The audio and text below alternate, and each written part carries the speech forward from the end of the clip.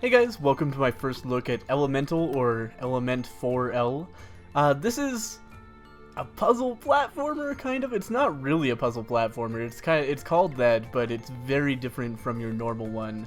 It has a very unique style of controlling, and I think the best way to explain that is to just start a new game. Select starting level.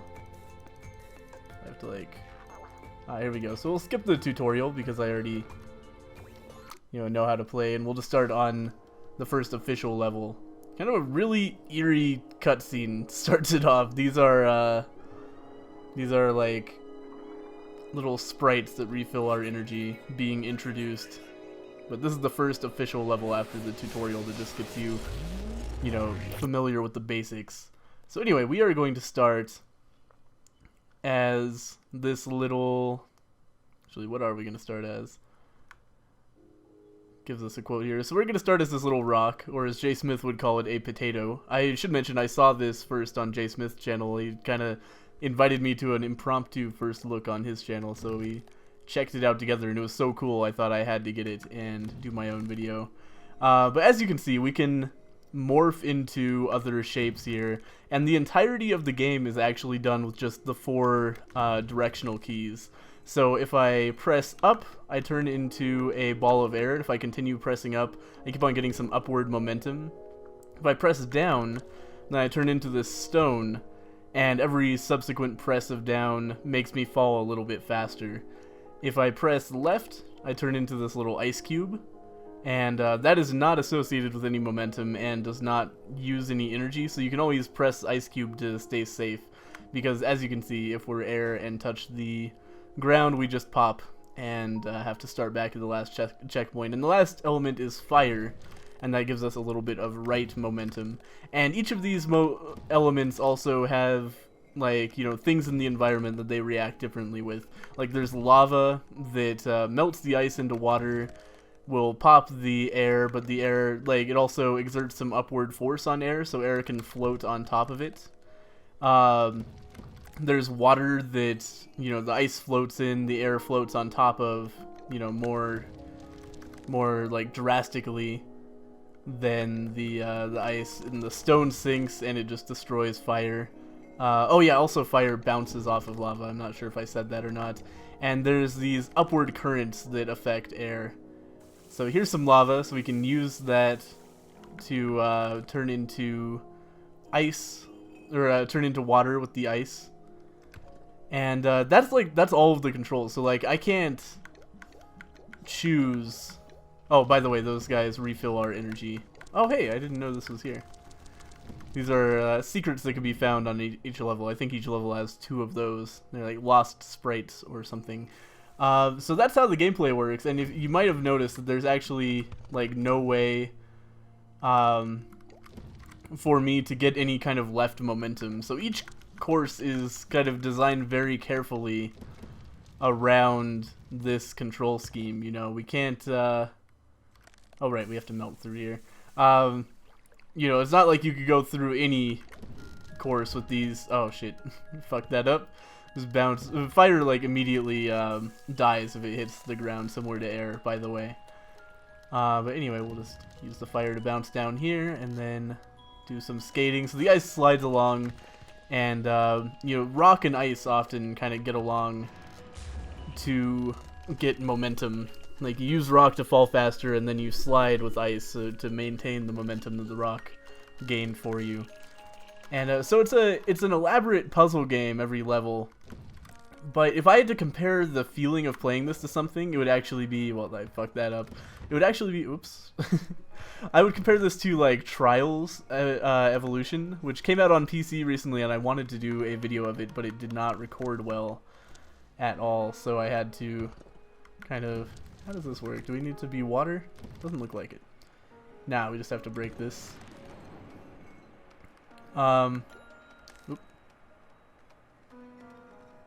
Yeah, anyway, I couldn't record Trials, but if you are familiar with it, or if you're not familiar with it, it's like a motorcycle game that requires a lot of precise controls, and it's 2D, just like this. And it feels a lot like this, where you're just trying to perfect you know, like every stage is a puzzle where you have to use your momentum and your abilities properly to get through these obstacles without killing yourself. So it has a lot of that Trials-y feeling to me, where I just want to, you know, get everything perfect, just figure out how the puzzle can be done best and can be done quickly. And the game does encourage that sort of thing. There's a, you know, a flag system where, like, if you die less or, you know, get through more quickly, then you get a better like completion score, basically. We're gonna, let's see here, get some momentum going this way. Yeah, that was going badly from the start. I think we need to start that over from up here. Oh, that didn't work. Let's kill ourselves again. Maybe if I just get some fire going on here. Hey, there we go. That'll get us up over this problem. See, it's a really unique control scheme. That was really close. Oh man, I was afraid that was going to kill me. And again, I was afraid I was going to kill myself by turning into fire by accident. Yeah, we can just bounce up here. That actually did not work. Oh, but I got caught in the upward current in a different place than in where it looked like it started. I've already fucked this up. I should probably just kill myself. Well, we might be okay. Oh, I could just float over this puzzle. Maybe that would be for the best. There we go. So fire is like your primary just way to propel yourself, and then rock is kind of that, and also like a safety element where you're allowed to be on the ground, and similar with ice. And then air, you know, allows you to go upward, and you combine these elements in unique ways. So here's some lava that we can, oh, that just straight up didn't work for some reason. There we go. We can float above the lava. The lava applies upward force to the air, so that we don't have to worry about dying over it. We can use that to get forward over large lava pits. But this is where shit starts to get kind of crazy. You know, you guys might have figured from like how absurd and like complicated these controls. Well, not even complicated, just different, just difficult to get used to. But you guys may have gathered this game gets fucking crazy as you go on, because there's so many little esoteric ways to mix the elements together to get momentum going where you want it, and so many like ramps and loops and shit. It's really cool. It's a really unique experience that you don't see a lot in games these days. Yeah, just really innovative compared to most games. I like it a lot. And also, I can't believe I haven't mentioned this yet, but I've been so concerned with just explaining how the game plays. But the art style and sound design are fantastic in this game. The sound gets really eerie sometimes. They're like people talking in the background, just indistinct mumblings, especially like when you go underwater. They'll do that and you can barely hear it because it's like, you know, it's as if hearing people talking outside of a pool that you're in. And it's really effective for creating a mood and an atmosphere. Like you guys would be having a totally different time playing this by yourself than you know, watching me play it and hearing me just babble over the amazing atmosphere. But obviously we don't want to get hit by the green stuff. It's just common sense in a video game. It's nuclear waste. So we're just gonna bounce ourselves up here. We have this spring, so I'm just stop moving. God damn it. Okay. So now we're going to go up as high as we can and then hit the spring. We'll do the same thing here. And we can use that to get over. So that's an example of kind of using physics in the environment to move yourself forward. And these things are like little propellants, basically. You need to hit that a little bit better than we did. Yeah, that's not gonna do it. God damn it. And again, there's no way to move left, so I've kind of fucked myself here. But yeah, we need to come in here with like some serious speed. Well, really, we just need to hit that thing dead on. Oh, this is gonna be perfect. Alright, there we go. And that's gonna give us enough speed to swing over here and get to the end of the level. So there's a lot of creativity, especially in like getting left momentum, because you can't do that with any of your buttons. There's no way to propel yourself left. Fire only goes to the right. So it's really interesting the kind of shit you have to do to do something that feels pretty basic, like, you know, move to the left. This is a pain in the ass. It looks like we're gonna be fine. Perfect. And we'll just come up here with ice. Oh my god, are you kidding me? Ah, damn it. I almost saved it, but I didn't quite get the ice button off in time. Sometimes it feels like ice takes a second longer than it needs to. Like you hit, or maybe it's the hitboxes are bigger than they should be, or yeah, bigger than they should be. Because every once in a while I'm like, I hit left, then I got hit by the fire because it didn't quite register that I wanted to turn into ice yet. But minor complaint and probably my own problem. But every once in a while, game just makes me mad, man. Oh my god, come on. There we go, alright. So we'll come up here, just come to rest for a second. We could get up to that thing if I had any way to go left, but I don't really... Oh, what was I doing? Alright, well, luckily I start right here. Ah, I remember this puzzle, alright. Pretty sure I fucked it up, yeah. Totally fucked it up. So we need to get going as quickly as... Oops, that was so dumb. We need to get going as quickly as possible. Using fire, mostly, and then we come up here. We should be able to make it. Yeah, perfect. Alright. And we'll get some more momentum going here using rock and ice together. Oh, I didn't realize that hurt you, actually. That's never come up for me before. Alright. So we'll propel ourselves forward. Come up here.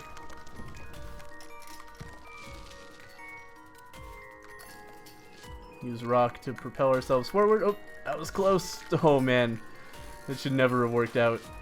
Alright, and we'll just go ahead and use water to slurp on down here. Float up over this. Oh, radioactive waste. Oh, I totally fucked that up. I rocked when I should have iced. It was a lot of fun watching Jay Smith play this for his first time, by the way. I can't believe that I actually made it to this place. Oh man, I missed the sprite. Oh well. Oh my god, I pressed down to turn into a rock instead of the safer option of doing ice. But I didn't have enough energy to rock, so I just died instead. By the way, I fucked this up again. God damn it. Fuck it. Let's kill ourselves, try that one more time. So yeah, we want to float up hard there so that we can get some... Oh, fuck. Again, turned into rock just a second too late, or turned into ice a second too late, really. So my entire momentum was lost to me, because rock does not slide like ice does. Rock kind of tumbles, which is not what you usually want if you're trying to maintain your momentum. Okay, that was close. I think one more rock. Alright, there we go. Turn into ice. Bounce off the lava. Slide over here. Get some momentum going from that thing. Fly over here. Get some momentum going with the rock. And that is the end of that level. Yeah, I'm having trouble like talking about this game more. Basically, it's going to be a situation of like, if you're looking at this game, you see what the art style's like. The art style's really cool if you're into that. That's a plus. So we've finished part 1, by the way. We're on to part 2. I'm trying to like skip these cutscenes because I don't want to spoil anything. Not that there's a huge story to spoil, but it's just like, you know, it's a cool thing to discover for yourself. And I'm not going to show it if I can avoid it.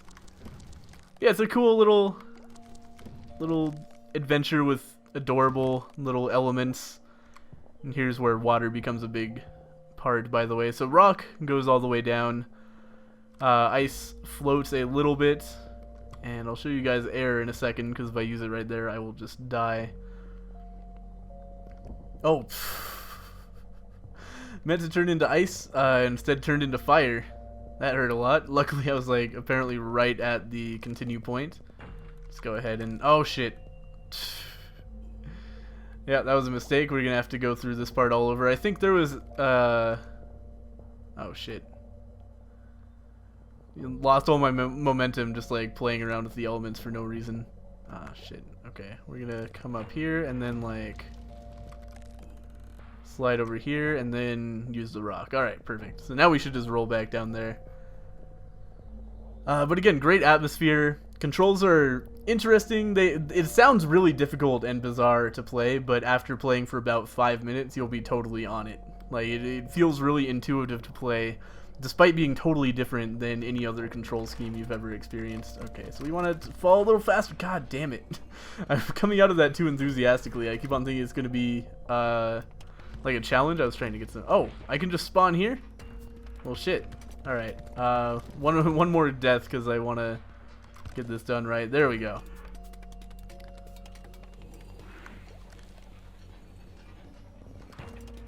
And this is another mechanic that you find out about later on. We got this fountain of water, and if we put the rock in it, then the water builds up and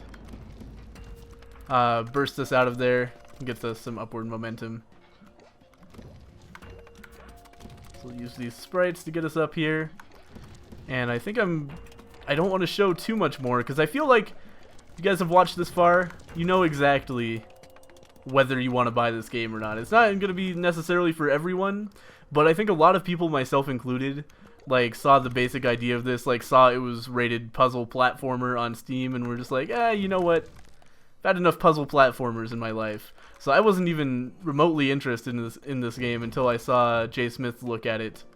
But if you're in the same boat as me, where you just see puzzle platformer and you're like, well, that's a game that I don't want to play because I'm tired of that genre, then you know, give it another shot, because I'm really enjoying this game, and it's a totally different experience than a puzzle platformer. Again, it feels a lot like playing Trials in the way, you know, it's a puzzle game, but not really. It's more of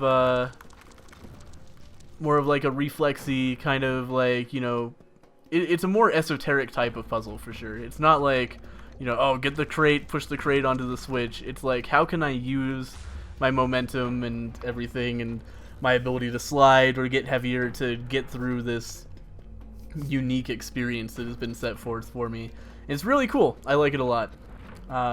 Great art style, great sound design, great atmosphere if you're not listening to a big idiot talk over it, and really engaging level design and gameplay. Just a whole ton of fun to play. Really easy to, you know, spend, you know, maybe you only want to spend like 20 minutes, half an hour playing this and then go do something else. It saves all the time, so you don't have to worry about losing your progress. It's really good, just like bite-sized little puzzle gameplay, and it's real good. So you should definitely check this out. It just came up on Steam today. I can't remember how much it costs. If I had to guess, it would be, you know, between $5 and $10. So go check it out. I'm sure it's on sale for the opening week, because all Steam games are. So if this looks interesting to you, check out the store link in the description below. I'll also put how much it costs in there, so if you want to know that without clicking on a link, then check that as well. And I'll see you guys next time. Hopefully you guys enjoyed my first look at Elemental or Element4l.